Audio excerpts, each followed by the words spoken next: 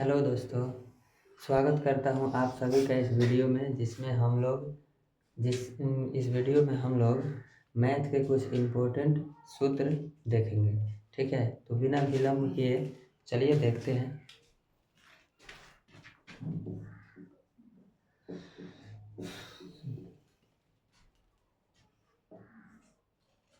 एक नंबर में ए plus B के होल स्क्वायर क्या होता है? ए प्लस बी के होल स्क्वायर होता है ए स्क्वायर प्लस 2ab और प्लस बी स्क्वायर। ये कैसे होता है आप ये भी चेक कर सकते हैं। जैसे a प्लस बी के होल स्क्वायर होता है तो इसको आप दो पार्ट में लिख दीजिए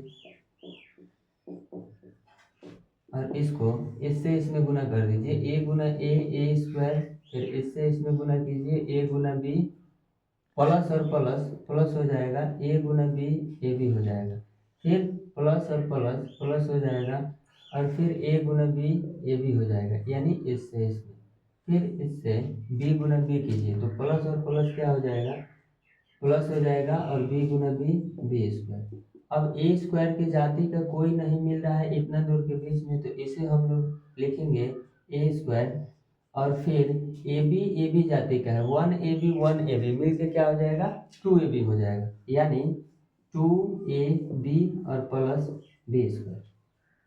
ठीक है, तो इस आधार पर हम लोग एक साइड को लेके दूसरे साइड को पूरा देंगे, यानी LHS को लेके और RHS को पूरा देंगे, ऐसा होता है। ठीक है, इसके बाद होता है a माइनस बी के whole square. a minus B के होल स्क्वायर बराबर क्या होगा ए स्क्वायर माइनस 2ab और प्लस बी स्क्वायर, ये ऐसा होता है। अब चाहे तो इसे भी सिद्ध कर सकते हैं इस आधार पर।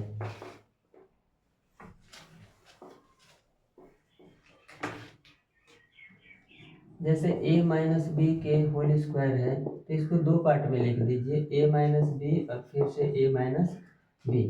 यहाँ से a गुना a तो हो जाएगा a स्क्वायर, फिर प्लस माइनस माइनस a गुना b हो जाएगा ए बी, फिर प्लस माइनस माइनस a गुना b ए बी, फिर माइनस माइनस प्लस और b गुना b बी स्क्वायर। तो a स्क्वायर की जाति का कोई नहीं दिख रहा है इतना दूर में, तो इसको लिख देंगे ए स्क्वायर। फिर ये हो जाएगा माइनस का ए बी माइनस का ए बी दोनों जुटेगा, जुट गया तो 2ab रहेगा और फिर b का स्क्वायर, एक ए बी जुट के क्या हो जाएगा 2ab। इस आधार पर आप इसे भी सिद्ध कर लिए। ठीक है, फिर हम लोग आगे बढ़ते हैं।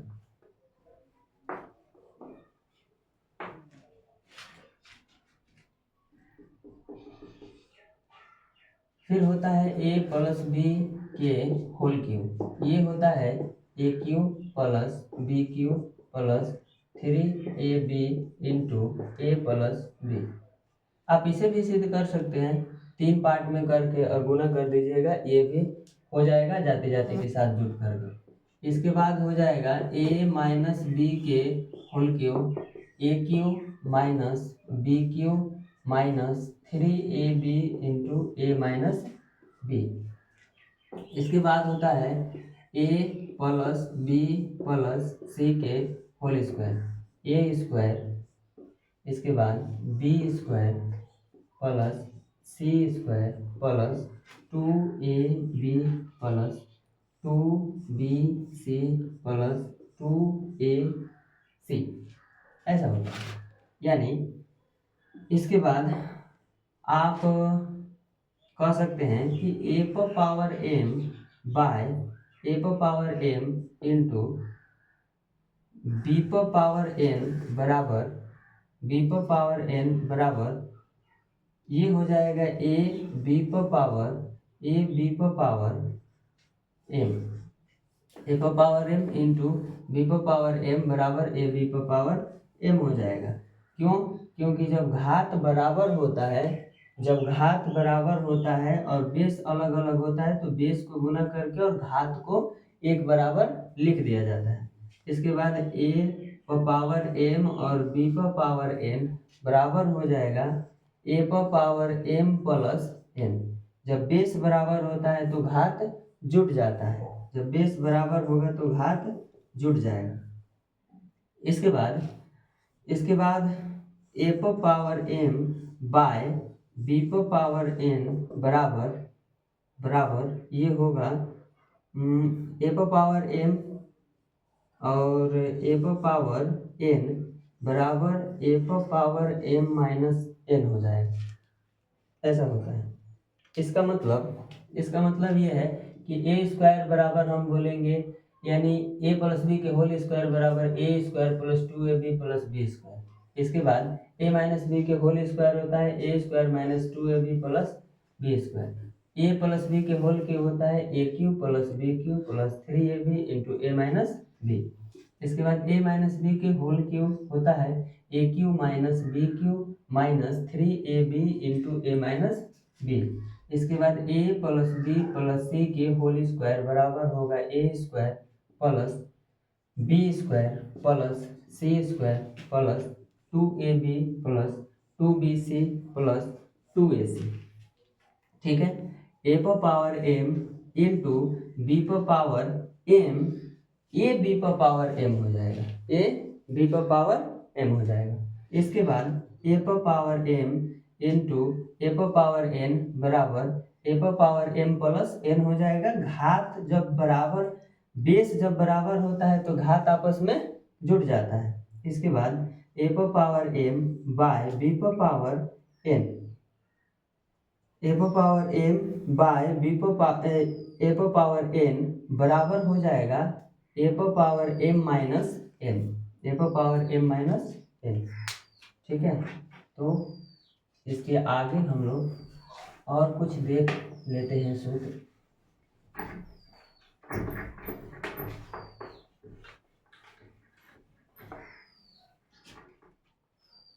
आगे देखिए, आगे होगा आयत का क्षेत्रफल।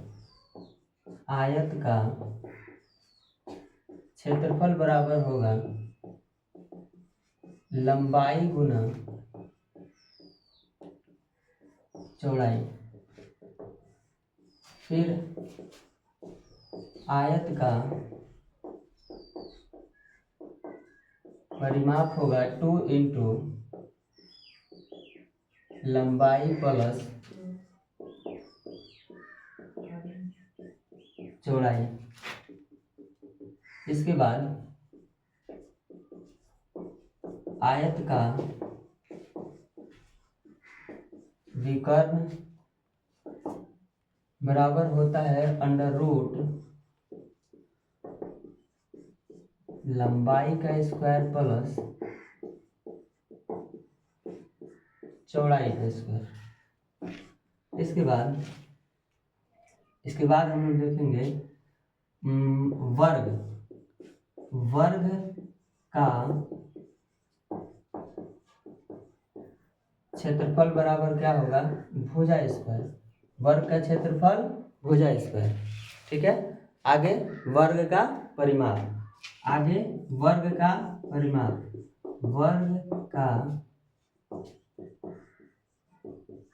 परिमाप बराबर क्या होगा 4 गुना 1 भुजा, 4 गुना 1 भुजा। ठीक है, इसके बाद वर्ग का विकर्ण क्या होगा अंडर रूट 2 गुना भुजा, अंडर रूट 2 गुना भुजा। ठीक है, इसके बाद आगे वृत्त का क्षेत्रफल। वृत्त का क्षेत्रफल क्या होता है पाई आर स्क्वायर। क्या होता है पाई आर स्क्वायर। ठीक है, अगला वृत्त की परिधि। वृत्त की परिधि क्या होगा 2 पाई आर। क्या होगा 2 पाई आर। इसके बाद हम लोग देखते हैं अर्धवृत्त का क्षेत्रफल। अर्धवृत्त का क्षेत्रफल मतलब वृत्त के क्षेत्रफल को हम लोग आधा कर देंगे। मतलब जितना क्षेत्रफल है यानी पाई आर स्क्वायर है और अर्धवृत्त है मतलब आधा वृत्त है, तो इसको 2 से भाग दे दीजिए, यही क्या हो जाएगा, अर्धवृत्त हो जाएगा। ठीक है, एक बार हम लोग रिवीजन करते हैं जो लिखे हैं उसको। आयत का क्षेत्रफल क्या होता है, लंबाई गुना चौड़ाई। आयत का परिमाप क्या होता है, 2 इंटू लंबाई प्लस चौड़ाई। आयत का विकर्ण क्या होता है, अंडर रूट लंबाई का स्क्वायर प्लस चौड़ाई का स्क्वायर। वर्ग का क्षेत्रफल क्या होता है, भुजा स्क्वायर। वर्ग का परिमाप क्या होता है, 4 गुना 1 भुजा। वर्ग का विकर्ण क्या होता है, अंडर रूट 2 गुना भुजा। वृत्त का क्षेत्रफल क्या होता है, पाई आर स्क्वायर। वृत्त की परिधि क्या होता है, 2 पाई आर। वृत्त की परिधि 2 पाई आर। अर्धवृत्त का क्षेत्रफल पाई आर स्क्वायर बाय 2 ये होता है। ठीक है, कुछ और देख लेते हैं, आप लोग इसको नोट करके अच्छे से और याद कर लीजिएगा। फिर आगे के क्लासेस में हम लोग मैथ भी स्टार्ट करेंगे। बेसिक सूत्र पहले करवा देते हैं, इसके बाद हम लोग आगे के क्लासेस में आगे के सवाल करेंगे या फिर इससे संबंधित भी सवाल हम लोग करेंगे। ठीक है, जितना सूत्र करवा रहे हैं उसके आधार पर आगे के क्लासेस में सूत्र के आधार पर ही हम लोग आगे का सवाल करेंगे और इसके बाद तब हम लोग मैथ स्टार्ट करेंगे 9th का और फिर 10th का। ठीक है, देखिए इसके बाद हम लोग देखते हैं बेलन कि बेलन का वक्र पृष्ठीय क्षेत्रफल। बेलन का वक्र पृष्ठीय क्षेत्रफल क्या होता है, 2 पाई आर होता है, 2 pi R H, 2 pi R H. इसके बाद बेलन का कुल पृष्ठीय क्षेत्रफल क्या होता है, 2 pi R into R plus H, 2 pi R into R plus H. इसके बाद शंकु का वक्र पृष्ठीय क्षेत्रफल। शंकु का वक्र पृष्ठीय क्षेत्रफल क्या हो जाएगा, शंकु का वक्र पृष्ठीय क्षेत्रफल होता है पाई आर एल, पाई आर एल। इसके बाद शंकु का कुल पृष्ठीय क्षेत्रफल क्या होता है, pi R into L plus R, pi R into L plus R. ठीक है, इसके बाद बेलन का आयतन। बेलन का आयतन क्या हो जाएगा, pi R square H, pi R square H. इसके बाद शंकु का आयतन देख लेते हैं। शंकु का आयतन आपको पता है बेलन के आयतन में, बेलन के आयतन जैसे पाई आर स्क्वायर एच, तो बेलन के आयतन में ही, बेलन के आयतन में अगर आप 3 से भाग दे दीजिएगा तो बेलन के आयतन शंकु के आयतन में बदल जाता है। इसका मतलब आप इसको बोलिएगा 1/1 छिपा है तो 1 को बाहर कर लेते हैं, 1/3 pi R square H, pi R square H ऐसा होता है। ठीक है, इसके बाद आप देख लीजिए त्रिभुज का क्षेत्रफल। त्रिभुज का क्षेत्रफल क्या होता है, 1/2 आधार गुना ऊंचाई, 1/2 आधार गुना ऊंचाई। इसके बाद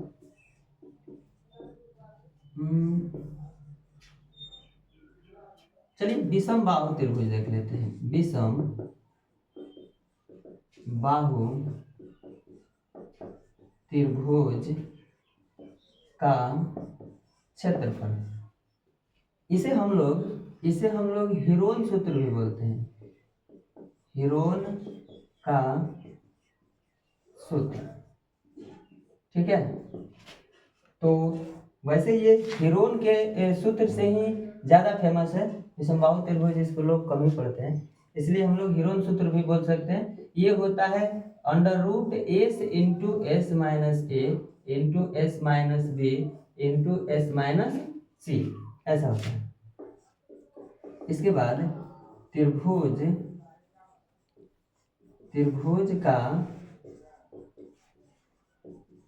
परिमाप बराबर होगा ए प्लस बी प्लस सी, ए प्लस बी प्लस सी, और त्रिभुज का